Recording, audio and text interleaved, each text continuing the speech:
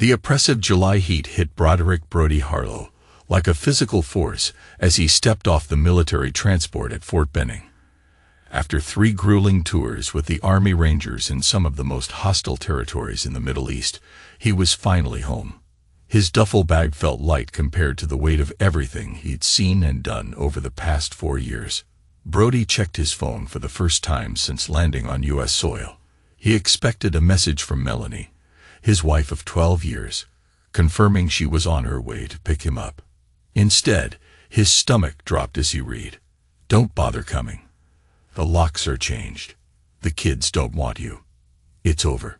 He stood motionless in the sweltering Georgia heat. Fellow soldiers streamed past him with their own homecoming celebrations waiting. The message burned into his retinas as his mind raced through possibilities. Their last video call 3 weeks ago had seemed normal. Hence, perhaps their conversations had grown increasingly strained over his final tour, but nothing to suggest this. Brody's thumbs hovered over his phone screen. A dozen angry responses flashed through his mind. Instead, he typed just 2 words. "As you wish." Anyone who knew Brody well would recognize the quiet danger in those words. During his time as a ranger, he'd become known for his calculated precision. When chaos erupted and other men shouted or panicked, Brody grew unnervingly calm. "As you wish" was what he said before executing the most devastating operations with surgical precision. He made a single call. "Leona Fisk speaking." The voice was crisp, professional. "It's Brody Harlow. I need your services immediately. I thought you weren't back until next week. Plans changed. Can you meet today? For you?" "Absolutely. My office, 2 hours." Brody hailed a cab, directing it not to the suburban home where his wife and children, Trevor, 16, and Amelia, 14, supposedly no longer wanted him, but to the downtown Atlanta office of one of the most feared divorce attorneys in the state. As the cab pulled away, he allowed himself one moment of raw emotion, squeezing his eyes shut as the betrayal washed over him. Then, like he'd done countless times in combat, he compartmentalized. This was now a mission, and Brody Harlow never failed a mission. Leona Fisk's office spoke of both success and intimidation, all gleaming surfaces and sharp edges. The attorney herself matched her surroundings. Immaculately dressed in a tailored suit, her platinum blonde hair pulled into a severe bun, eyes that calculated your worth as soon as you entered. "So," she said, leaning back in her chair after Brody explained the situation, "she waited until you were literally on U.S. soil to tell you not to come home. That's cold, even by my standards." "I need to know what I'm dealing with," Brody said. "And then I need options." Leona's smile was all predator. "What exactly did you mean when you texted 'as you wish'?" "It meant I'm going to respect her wishes to end our marriage, but on my terms." "Good. The weak ones want to salvage what can't be fixed. You're not here to win her back." "No," Brody confirmed. "I'm here to win." For the next hour, they constructed the first phase of what Leona called the nuclear option. By the time he left her office, Brody had signed paperwork that put in motion a series of financial and legal maneuvers that would be executed at precisely 9 a.m. the following morning. After securing a hotel room, Brody made his second strategic call to his oldest friend, Wyatt Dennison. They'd grown up together in rural Pennsylvania, enlisted together. Wyatt had left the military 5 years ago. "I need surveillance on my house," Brody explained after catching Wyatt up on the situation. "Need to know who's coming and going." "You think there's someone else?" Wyatt stated rather than asked. "I need confirmation and details." "I'm on it." "And Brody, I'm sorry, brother." By nightfall, his phone began vibrating incessantly. "Melanie." He let it go to voicemail. Then came the texts. "What did you do? Answer your phone. You can't just disappear like this." At exactly 10:37 p.m., Wyatt sent a series of photos to Brody's phone. They showed a midnight blue Audi parked in his driveway, A tall man with expensively cut hair exiting the vehicle and being enthusiastically greeted by Melanie at the door. The final photo showed them embracing in the doorway, not the greeting of new lovers, but the comfortable intimacy of an established relationship. His name is Preston Hayes. Wyatt's message read, "Real estate developer, been in your house 6 times in the past 2 weeks." Kids seemed familiar with him. Brody set his phone down carefully. The pieces were falling into place. He slept soundly that night, the deep sleep of a man with clarity of purpose. At 9:17 a.m. the next morning, his phone erupted again. This time, it wasn't Melanie calling, but her lawyer, a man named Rutherford, whose voice climbed several octaves as he ranted. "You have no legal rights to do that with her trust fund. 19 missed calls, and you pull this. This is extortion. You can't possibly." Brody ended the call and turned to the window, allowing himself a small, cold smile. Phase 1 complete. Brody's journey from Pennsylvania farm boy to elite Army Ranger was paved with exceptional discipline and natural tactical brilliance. The youngest of 4 brothers raised by a widowed father, he'd learned early that survival required strategy. While his brothers relied on brute strength, Brody developed patience and precision. He met Melanie Stanford during his first leave after Ranger School. She was attending law school at Georgetown. Brilliant, ambitious, from a wealthy New England family. Their attraction was immediate and consuming. Within 6 months, they were married, her family grudgingly accepting the union despite their reservations about her choice of a military man. When Trevor was born, Brody was stateside, working as a tactical instructor. Those were good years. Melanie built her law career while Brody moved up the Ranger ranks. After Amelia's birth, the deployments became longer, more dangerous. Each time Brody returned, the distance between them had grown. During his second tour, Melanie's father died, leaving her a substantial trust fund with Byzantine conditions, one being that her spouse couldn't access it without her express permission. Another specified that if she divorced, the funds would be held in trust until she remarried or turned 55. What Melanie didn't know was that Brody had spent years studying financial law and structures, a hobby stemming from his tactical mind's obsession with understanding systems. He'd found a loophole in her trust that even her father's expensive lawyers had missed. It involved temporary reassignment of management rights during periods of domicile abandonment by either spouse. By sending that text while he was returning from deployment, she'd inadvertently triggered the clause. Brody hadn't touched a penny of her money, but he'd legally frozen the entire trust, preventing any withdrawals or transfers. Now, as he sat in Leona's office for their follow-up meeting, the attorney slid a folder across her desk. "You were right," she said. "Preston Hayes isn't just your wife's companion. They've known each other since before your marriage. He was her ex-boyfriend from law school." Brody nodded, unsurprised. The timing. Based on credit card records, hotel charges, and restaurant receipts, they reconnected approximately 18 months ago, shortly after you left for your last tour. 18 months. While he was clearing buildings and watching friends suffer, Melanie was rebuilding her life with someone else, someone who'd been waiting in the wings. "And my children?" Brody asked, his voice betraying emotion for the first time. Leona's expression softened marginally. "The Preston guy has been playing daddy. Weekend trips, expensive gifts. Your son seems resistant. His social media suggests he's angry at both adults. Your daughter appears more accepting of the situation." Brody absorbed this, his jaw tightening. "What about the house?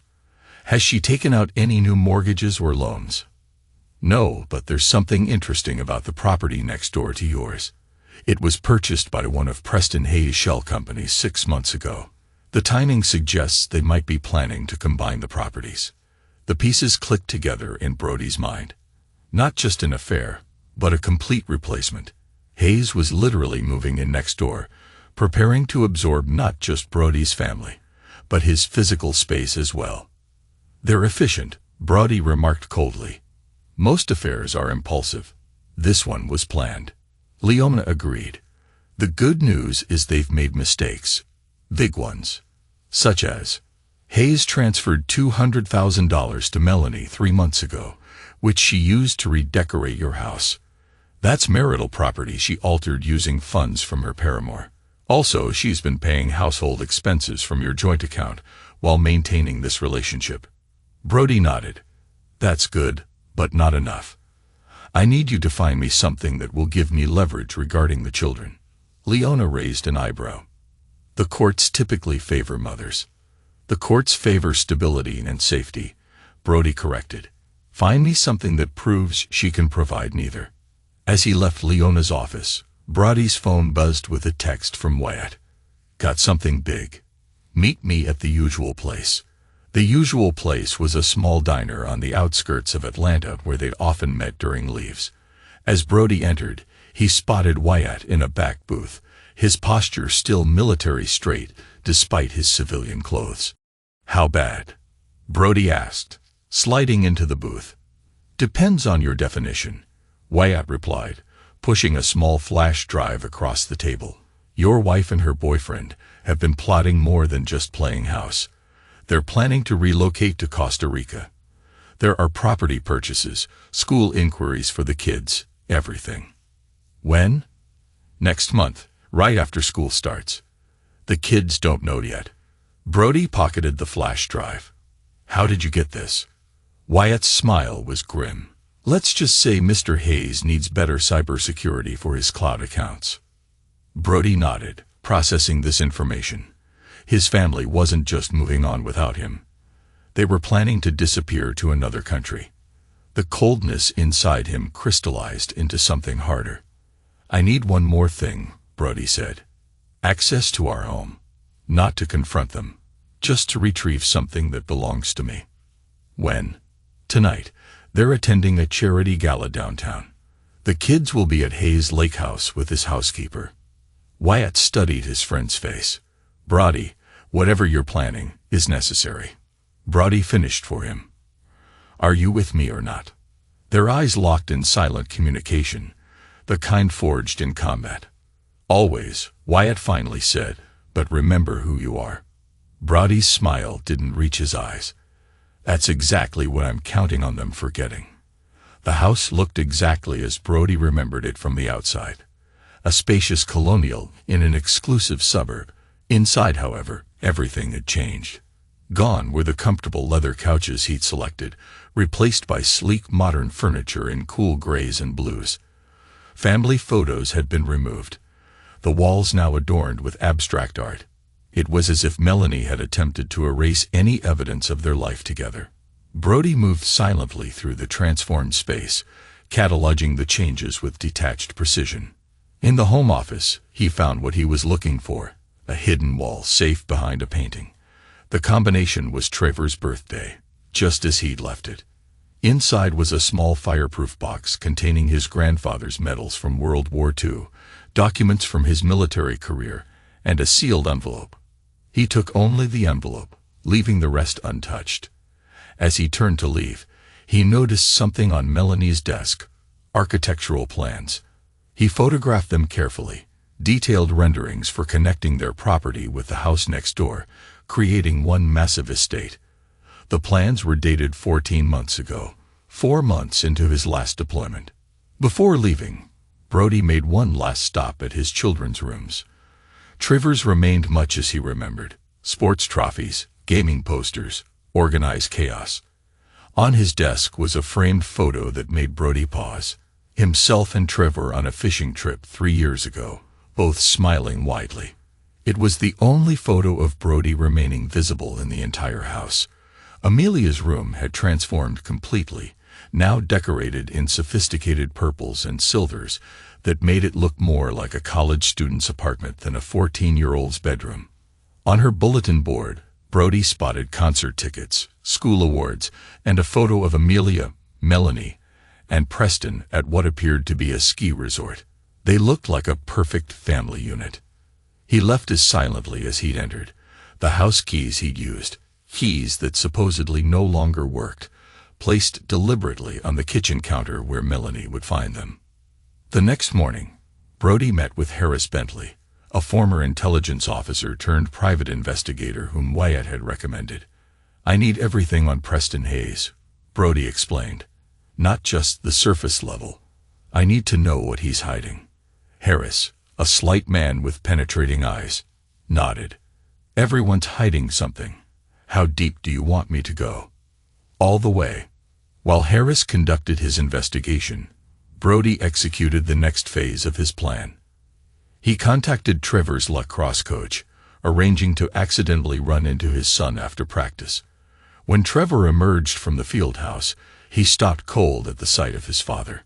"Dad," the teenager's voice cracked. "Mom said you weren't coming back."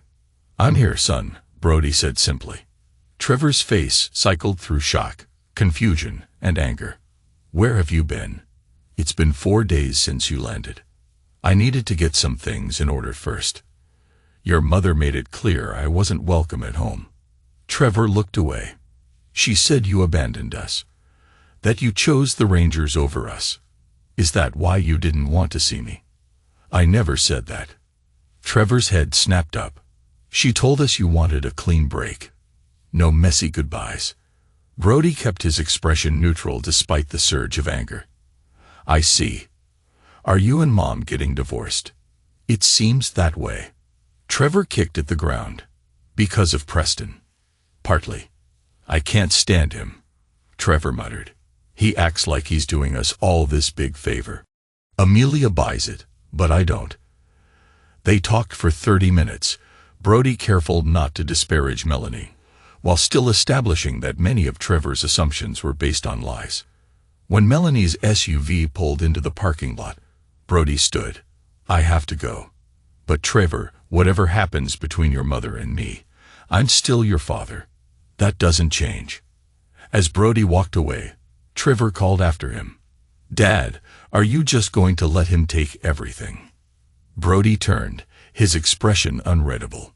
"No, son, I'm not." Later that evening, Harris Bentley delivered his preliminary findings.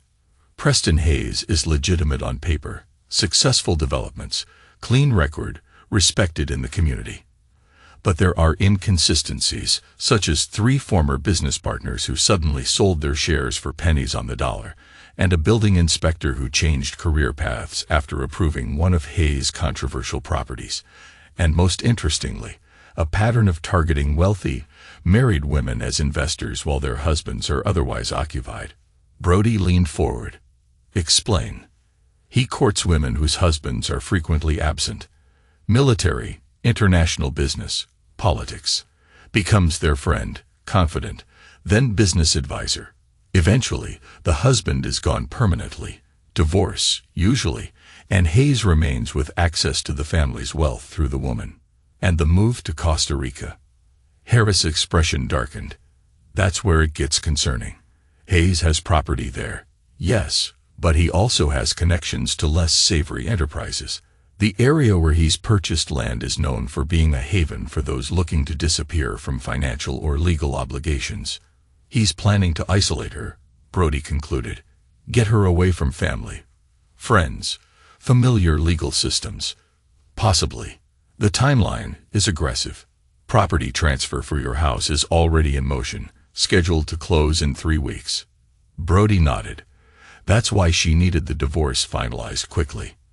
They're liquidating assets before disappearing." "There's one more thing," Harris added. "The envelope you retrieved from your safe. What was in it?" "Insurance," Brody replied. "Something I suspected might be necessary someday." The envelope contained documentation of an agreement Brody had made with Melanie's father before his death. A promise that in exchange for Brody signing a prenuptial agreement limiting his claims to Melanie's family money, the older man would establish a separate trust for Brody's military earnings to protect them in case of divorce. The agreement had been properly notarized, but never filed with the main trust documents. This piece of leverage, combined with Harris's findings, gave Brody what he needed for the next phase. He called Leona. "I'm ready to make my move," he said. "Set up a meeting with Melanie and her lawyer for tomorrow. They're demanding you unfreeze the trust immediately," Leona warned. Tell them I'm prepared to discuss terms. Conference room, my office, 2 p.m. And if they refuse? They won't, Brody said confidently. Melanie's got a timeline to keep. The conference room crackled with tension. Melanie sat across from Brody, her once familiar face now a mask of cold disdain. Beside her, a silver-haired attorney named Rutherford projected cultivated outrage. Leona, by contrast, appeared relaxed, almost amused. "This is harassment and financial abuse," Rutherford began. "Your client has maliciously interfered with assets that are explicitly excluded from marital property." Leona smiled. "My client has exercised a legitimate legal option triggered by Mrs. Harlow's own actions. Perhaps if she'd waited until he was actually home before changing the locks and barring him from his residence, we wouldn't be having this conversation." Melanie's eyes narrowed. "You weren't supposed to be back for another week." It was the first time she directly addressed Brody, her voice tight and controlled. "Deployment schedules change," Brody replied evenly. "But your plans were well underway regardless, weren't they?" "What plans?" Rutherford interjected. Brody slid a folder across the table. "Property purchases in Costa Rica. School applications for my children. Airline tickets." Color drained from Melanie's face as she flipped through the documents. "How did you?" "You're planning to take my children out of the country without my knowledge or consent," Brody continued. "That's parental kidnapping." "It's a vacation property," Melanie snapped. "And you've been absent for most of their lives anyway." "Absent serving my country," Brody corrected. "Not absent by choice." "You had choices." Melanie's composure cracked. "Every reenlistment was a choice. Every special assignment was a choice. You chose the Rangers over us every single time. And you chose Preston Hayes long before my last deployment," Brody countered. 14 months ago, to be precise, when you commissioned architectural plans to connect our property with his." Rutherford cleared his throat, looking uncomfortable. "Perhaps we should focus on the immediate issue of the trust fund." "I'll unfreeze the trust," Brody said, "on 2 conditions." Melanie's relief was palpable, but short-lived. "First, the children stay in Atlanta through the end of the school year, with a standard joint custody arrangement. No international relocations without court approval." Rutherford nodded. "That's reasonable." "Second, I want the truth from you, Melanie. Not about the affair. About what you told the kids." Melanie's jaw tightened. "I don't know what you're talking about." "You told them I abandoned them, that I didn't want to see them. I protected them from being hurt," Melanie retorted. "What was I supposed to say? Your father might come home in a body bag. But don't worry." "You lied to them," Brody said quietly. "Trevor never said he didn't want to see me. Neither did Amelia. That was your manipulation." The room fell silent. Even Rutherford looked troubled. "I want you to correct the record," Brody continued. "Tell them the truth. Then we can discuss unfreezing the trust." "And if I refuse?" Melanie challenged. Brody slid another document across the table, the agreement with her father. "Then this gets filed with the trust administrators. Your father made certain promises to me that supersede your prenuptial protections." Melanie's face went white as she read the document. "Dad would never." "Your father respected service and sacrifice," Brody said. "He also recognized that you inherited his ruthless streak. This was his insurance policy against exactly this scenario." After 30 seconds, Melanie nodded once, sharply. "Fine. I'll tell them the truth. But this doesn't change anything, Brody. I'm still divorcing you." "I wouldn't have it any other way," Brody replied coolly. That evening, Brody received a text from Trevor. "Mom told us what really happened. Why didn't you call us yourself?" He replied, "I needed to be certain I could be part of your lives before making promises." "Are you back for good now?" came the response. "Yes. No more deployments." A long pause then. "Amelia's mad at Mom. She's crying in her room." Brody's chest tightened. "Tell her I'll see you both this weekend. My place." "You have a place." "I will by Saturday." The next phase was accelerating faster than anticipated.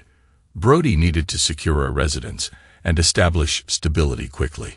But first, he needed to neutralize Preston Hayes. Harris Bentley's deeper investigation had uncovered concerning patterns. Hayes' business model involved a sophisticated form of real estate fraud, buying properties through shell companies, inflating their values through cosmetic improvements and manipulated appraisals, then selling them to investment groups that included his romantic partners or their family trusts. It's not technically illegal if everyone knows what they're investing in, Harris explained. But Hayes obscures critical details. 3 of his previous romantic partners lost millions before realizing what happened. And Melanie? She's already invested $1.2 million from her trust in his latest development, the one in Costa Rica. The property exists, but the permits, infrastructure, and projected values are all smoke and mirrors. Brody processed this information, so his plan is to get her and her money to Costa Rica, where U.S. financial regulations don't apply. Exactly. And once there, with no support system, she'd be completely dependent on him, Brody finished. For the first time, concern for Melanie flickered through his anger. Despite everything, she was still the mother of his children. She'd betrayed him thoroughly, but perhaps she was being manipulated by someone equally skilled at deception. I need evidence that will stand up in court, Brody decided. And I need to move quickly. What are you planning? Harris asked. To give Preston Hayes exactly what he wants, Brody replied. Or at least, what he thinks he wants. Brody's resolve solidified as he prepared to play his next move, determined to expose everything before time ran out. Preston Hayes had built his life on calculated risks and the ability to read people. He prided himself on identifying vulnerabilities and exploiting them with finesse. So when Broderick Harlow, the inconvenient husband who was supposed to be dispatched through a quick, clean divorce, requested a private meeting at Hayes' downtown office, curiosity overcame caution. Mr. Harlow, Hayes greeted him with professional cordiality, rising from behind his imposing desk. This is unexpected. Brody took in the man who'd been toying with his family. Tall, athletic, but soft around the edges, with the practiced charm of someone used to getting his way. I thought it was time we spoke directly. Man to man. I appreciate that. Hayes gestured to a chair. Though I'm not sure what there is to discuss. Melanie has made her decision. That's precisely why I'm here, Brody said, remaining standing. To acknowledge that decision and propose a solution that benefits everyone. Hayes' expression revealed nothing, but his posture shifted subtly. I'm listening. You want Melanie. You want my house. You want my family, Brody stated flatly. I've accepted that. But the current approach, the lawyers, the court battles, will drag on for months, possibly years. Nobody wins. What exactly are you suggesting? A clean break. I sign over my interest in the house. I agree to the divorce terms. I even support your relationship. Brody forced the word out. In exchange, I want guaranteed access to my children and a financial settlement that reflects my contributions to the marriage. Hayes studied him, searching for the trap. That's surprisingly reasonable. Melanie described you as uncompromising.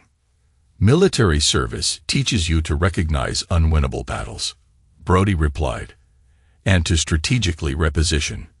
I see, Hayes leaned back. And what would this financial settlement entail? $2 million, a fraction of what prolonged litigation would cost you.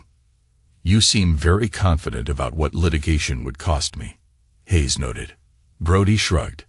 I've done my research on everything. Something in his tone made Hayes pause. For a brief moment, uncertainty flickered across his face before his confident mask returned. I'll need to discuss this with Melanie, of course. Of course. But this offer is time-sensitive. 24 hours. That's not much time for such significant decisions. I thought you were a man who knew the value of moving quickly on opportunities, Brody replied. After Brody left, Hayes immediately called Melanie, relaying the conversation. Unknown to either of them, Harris Bentley had installed surveillance equipment in Hayes' office the previous night, with the help of a building maintenance worker who owed Wyatt a favor. "He's desperate," Hayes told Melanie. "This is perfect. We can wrap everything up cleanly and be in Costa Rica before winter." "It seems too easy," Melanie's voice replied through the speaker. "Brody doesn't give up. He's a soldier, not a businessman. He's out of his depth." Hayes laughed softly. "Let him believe he won. It makes our exit smoother. By the time he realizes what happened, he'll be lucky if he can even reach us. There's no way he can outmaneuver us on our turf." "You don't know him like I do. He's playing some angle. Even if he is, what can he possibly do? The trust is unfrozen. The house sale is proceeding. We have everything in motion." "What about the children?" Melanie asked. "We'll honor the custody arrangement until we're ready to leave. By then, he'll be established in his new life, and the kids will prefer our situation anyway, especially with the private school options in Costa Rica. And if he contests the international move, by then, it will be too late. Trust me, Mel, this is what we've been working toward. Everything is falling into place." The recording captured everything. The casual conspiracy to violate custody agreements, the calculated manipulation, the clear intent to defraud through the Costa Rican investment scheme. It was exactly what Brody needed. The next day, Brody received a call from Hayes accepting his terms with a meeting scheduled to sign paperwork the following morning. That evening, he met with Leona to finalize their countermove. "This is thin ice, legally speaking," Leona warned, reviewing the plan. "A judge might view the recording as entrapment." "The recording is just insurance," Brody assured her. "The financial evidence is what matters. The documented pattern of fraud, the misrepresented investments. We just needed Hayes to confirm his intentions regarding my children." "And you're sure you want to warn Melanie? After everything she's done?" Brody's expression hardened. "This isn't about Melanie anymore. It's about protecting my children from both of them." The pieces were set. Phase 3 would begin at 9 a.m. the next day, exactly when Hayes believed he was cementing his victory. That night, Brody received an unexpected visitor at his hotel room. Amelia. She stood in the hallway, tear-streaked and defiant. "Mom doesn't know I'm here," she blurted out. "Trevor helped me sneak out." Brody ushered her inside, his heart hammering. "Amelia, you can't just. Why didn't you fight for us?" she demanded. "You just disappeared when you got back. You didn't even try to see us." "I was told you didn't want to see me," Brody said gently. "And you believe that? After everything?" Her voice broke. "I wrote to you every week. I sent emails when you could get them. I waited for you to come home. And then nothing." Brody knelt before his daughter, seeing for the first time how much she'd grown during his absence. "I'm fighting for you now. I promise you that. Mom's selling our house. We're moving away." "No, you're not," Brody said firmly. "Not unless you want to." Amelia studied his face. "Preston says you can't stop it. He says you signed papers. Preston doesn't know what's coming." "What does that mean?" Brody chose his words carefully. "It means that sometimes people aren't who they pretend to be, and sometimes the truth has to come out before people get hurt." "Are you going to hurt Preston?" Amelia's eyes widened. "Not physically," Brody assured her. "But yes, I'm going to stop him from taking what's mine, including my family." Amelia's shoulders sagged with relief as she moved closer, finally allowing herself to believe that her father was truly fighting for them. Amelia nodded slowly. "Good. I hate him. He acts nice when Mom's around, but when she's not, he's different." Brody's blood ran cold. "Different how?" "He talks to us like we're stupid. Tells Trevor he needs to man up and stop missing you. Told me I need to adjust to reality because you never really cared about us anyway." Her voice dropped. "Last week, He grabbed Trevor's arm when Trevor argued with him. Left marks. The cold rage Brody had been carefully controlling crystallized into something sharp and lethal. When did this happen? Thursday. Trevor wouldn't let him in his room, and they got into a fight. Does your mother know? Amelia shook her head. Trevor didn't want to tell her. Said it would just make everything worse. Brody took a deep breath, recalibrating his plans. I need you to go home now. But tomorrow, things are going to change. I promise you that. After safely returning Amelia home, with Wyatt's help to ensure she wasn't detected, Brody made one final call to Leona. We need to accelerate the timeline, he said, and add one more component to our strategy. What's changed? She asked. Everything, Brody replied. Hayes crossed a line he can't uncross.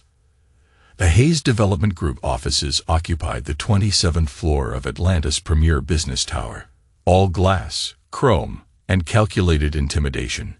When Brody arrived for their 9 a.m. meeting, Hayes was waiting with 2 attorneys and a smug smile. Mr. Harlow, he greeted, extending his hand. I appreciate your pragmatism in this matter. Brody ignored the outstretched hand. Where's Melanie? She should be here. Hayes' smile tightened. Melanie trusted me to handle the financial aspects. She'll join us for the final signatures. That won't work, Brody said calmly. I need all parties present before we proceed. One of Hayes' attorneys, a nervous-looking younger man, shifted uncomfortably. Mr. Hayes assured us Mrs. Harlow had approved these terms. Did she approve them in writing? Brody asked. I have her power of attorney for business matters, Hayes interjected smoothly. This isn't a business matter, Brody replied. It's a divorce settlement affecting my children. Either Melanie attends, or we reconvene when she's available. Hayes' jaw tightened momentarily before he forced another smile. Of course, let me call her. As Hayes stepped away to make the call, the conference room door opened again. Leona entered, followed by a stern-looking man in a conservative suit. Mr. Harlow, apologies for the delay, Leona said briskly. Agent Donovan was held up in traffic. Agent, Hayes snapped up from his phone. Franklin Donovan, FBI, Financial Crimes Division. The man introduced himself, placing his credentials on the table. I'm here as an observer only at this point. Hayes' attorneys exchanged alarmed glances. What is this? Hayes demanded, returning to the table. Insurance, Brody replied. Is Melanie coming?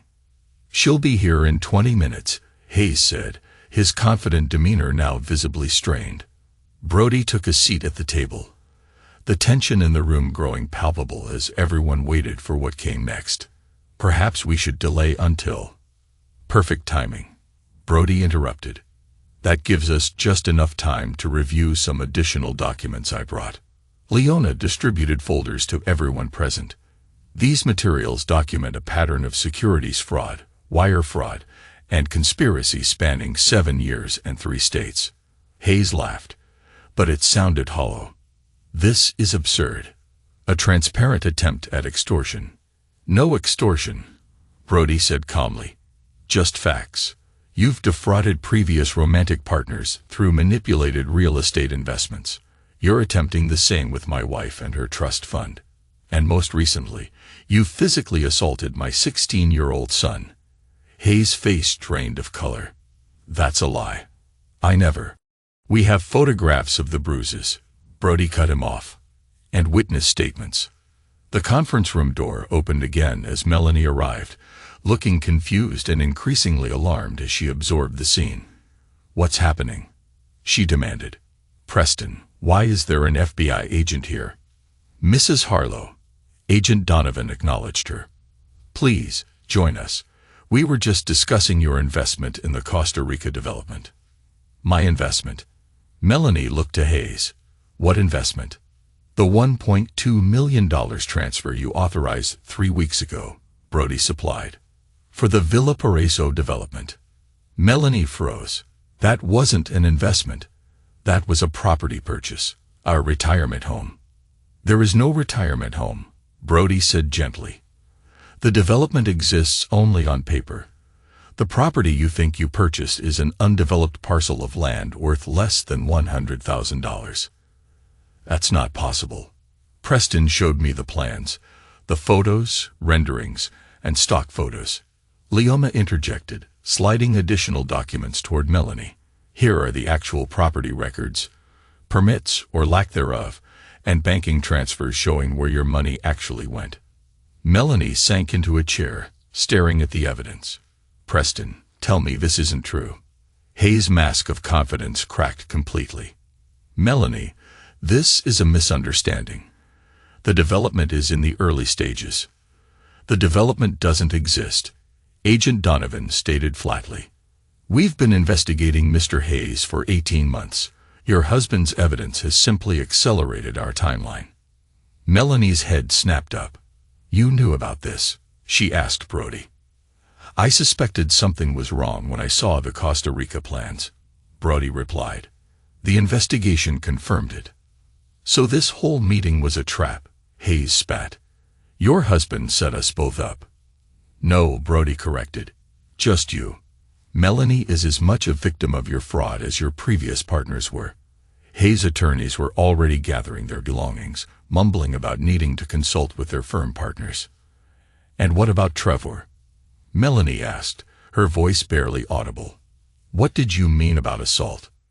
Brody slid a photo across the table. Trevor's arm with clear finger-shaped bruises.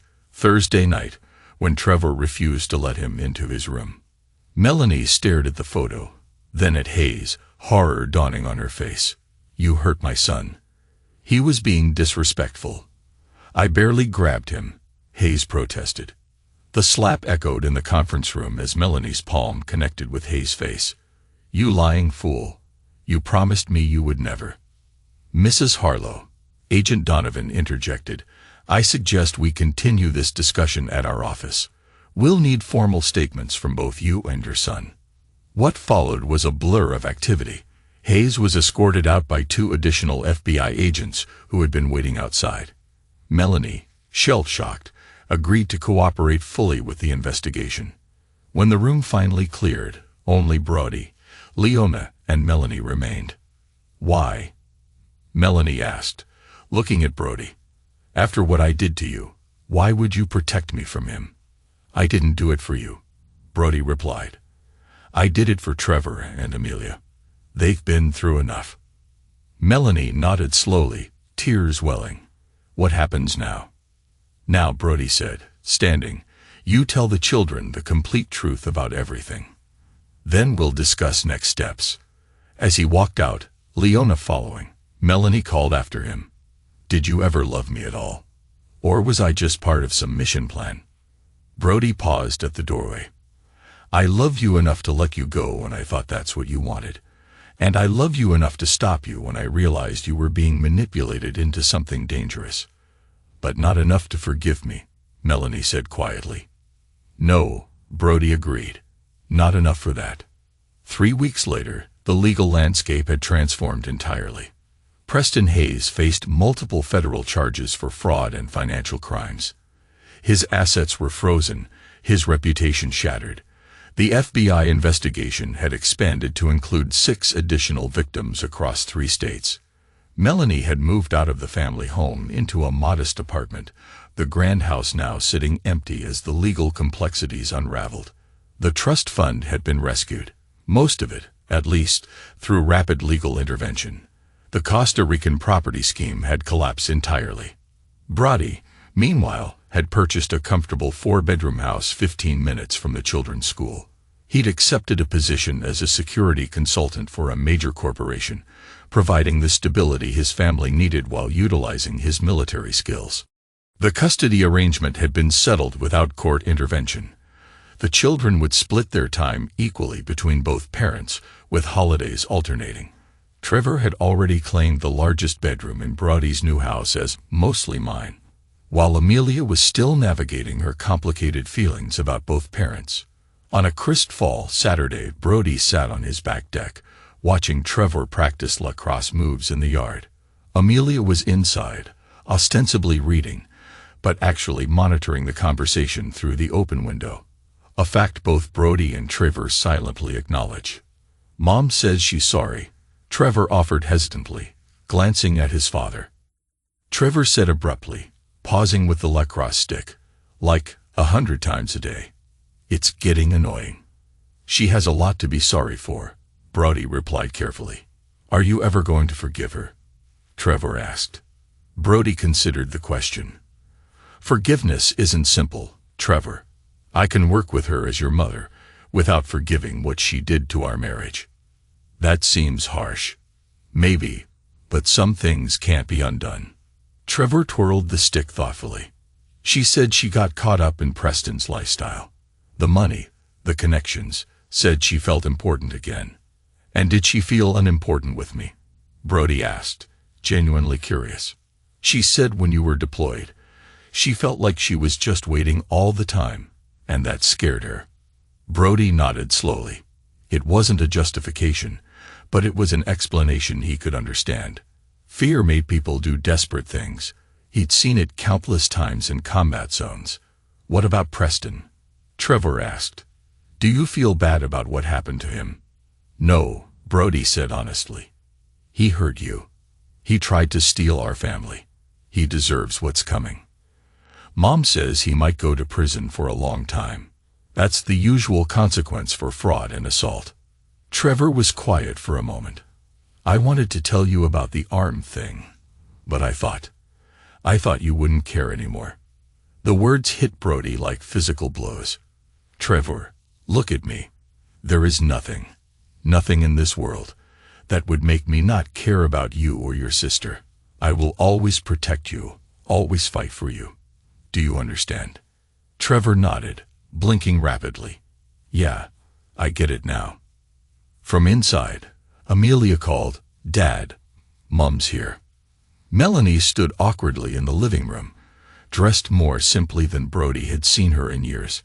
Jeans, a sweater, minimal makeup, the sophisticated corporate attorney image replaced by something more authentic, more reminiscent of the woman he'd fallen in love with.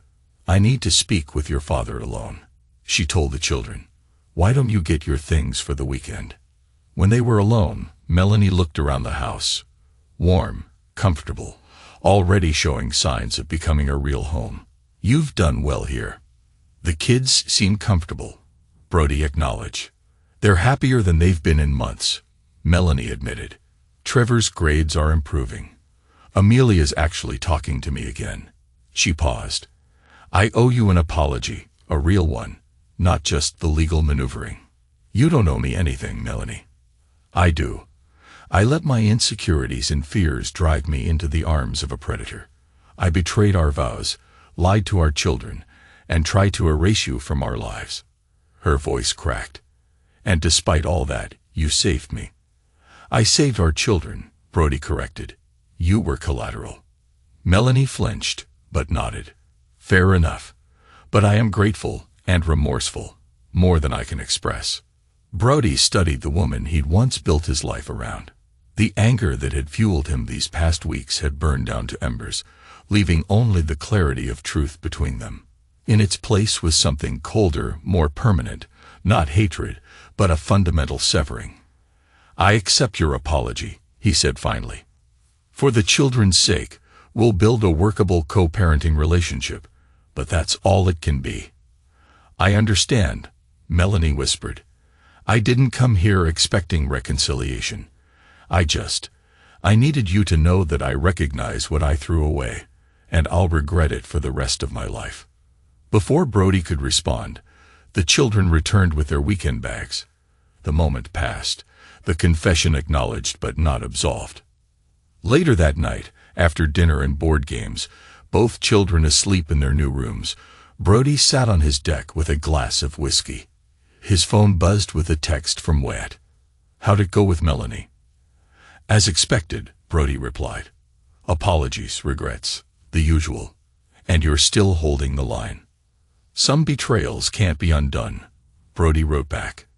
His phone rang almost immediately. You know, Wyatt said when Brody answered, forgiveness isn't just for her, it's for you too. I don't need forgiveness, Brody argued. I need clarity. And I have it now. Clarity, huh? Is that why you're sitting alone drinking whiskey at midnight? Brody smiled despite himself. I'm celebrating a victory. The mission is complete. Nonsense, Wyatt replied good-naturedly. The mission was punishment. Now that it's done, you don't know what comes next. There was truth in that, Brody realized. The cold, focused purpose that had driven him since receiving Melanie's text had been fulfilled. Preston Hayes was facing justice. The financial schemes had been exposed. The children were safe and beginning to heal, but the emptiness remained. What do you suggest? Brody asked. Move forward, Wyatt replied simply. Not with Melanie. That ship has sailed. But with life. The war's over, brother. Time to come home for real. After hanging up, Brody considered his friend's words. The soldier in him recognized the wisdom. In combat, you completed the mission, honored the fallen, then prepared for the next objective. You didn't linger in the battlefield once it was secured. He looked up at the stars, the same stars he'd gazed at from desert encampments and mountain outposts. For the first time since returning, he felt the weight of his armor beginning to lift. Not forgiveness. Not yet. Perhaps not ever. But the possibility of something else. Something new. 6 months later, the divorce was finalized. The terms were fair, negotiated without animosity. The custody arrangement had proven successful, with both children thriving under the stability of their new normal. Preston Hayes had accepted a plea deal, facing 8 years in federal prison, with restitution requirements that would keep him financially constrained for decades. Brody's security consulting firm had expanded, his military expertise proving valuable in corporate settings. The future, once fraught with uncertainty and loss, now shimmered with the promise of new beginnings. He'd added 2 more former Rangers to his team, creating a brotherhood of support that reminded him of what he'd valued most during his service. On a warm spring afternoon, Brody stood watching Trevor play in the state lacrosse championship. Beside him, Amelia cheered enthusiastically for her brother. On Amelia's other side, Melanie maintained a respectful distance from Brody, close enough to present a united front for their son, but far enough to acknowledge boundaries. He's really good, remarked a voice beside Brody. He turned to find an athletic woman with curly brown hair observing the game with professional interest. He works hard at it, Brody replied. Scholarship potential for sure, she commented. I'm Vanessa, by the way. College recruiter for Northwestern. Brody Harlow. That's my son. Number 17. Great stick skills. Their conversation continued easily through the first half. Vanessa's knowledge of the game was impressive. When halftime arrived, Amelia tugged Brody's arm. Dad, I'm getting hot chocolate. Want some water for me? Brody replied, handing her a few dollars.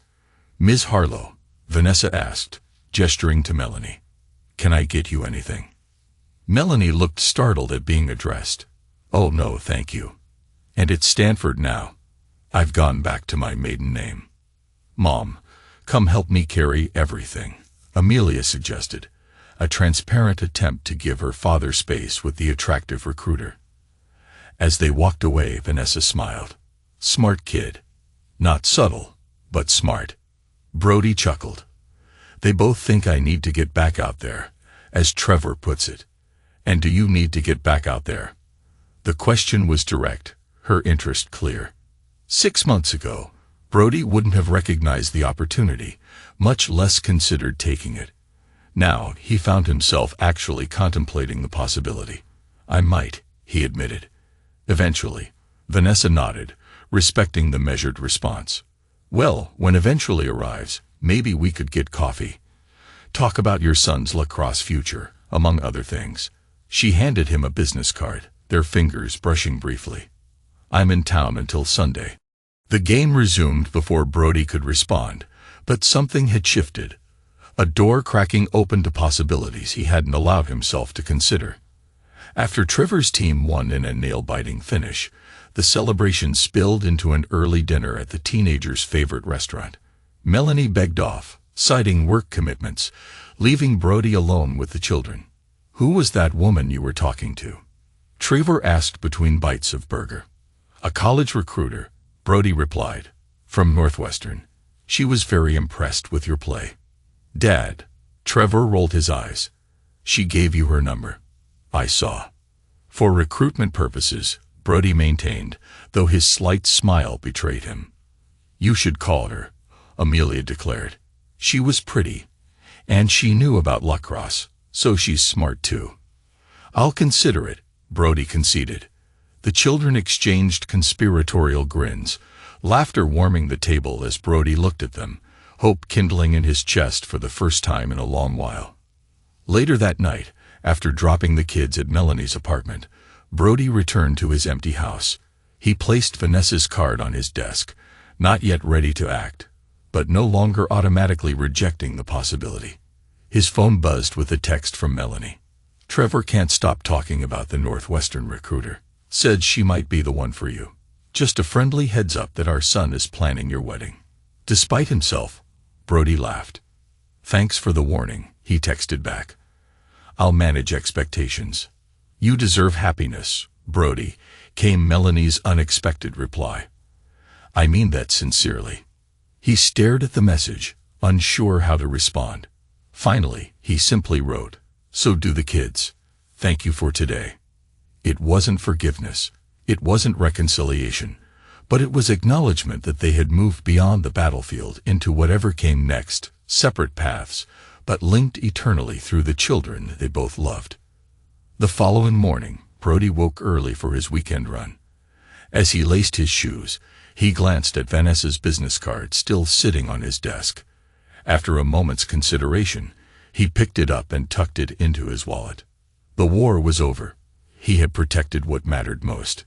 He had remained true to his principles, never yielding, never forgiving those who had betrayed him, but also not allowing bitterness to consume him. As he stepped outside into the dawn light, Brody reflected on the text message that had started everything. "Don't bother coming. The locks are changed.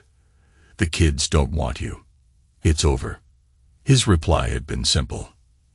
"As you wish," not surrender, not acquiescence, but the calm declaration of a man who understood that sometimes the most powerful response was to accept the challenge and respond on your own terms.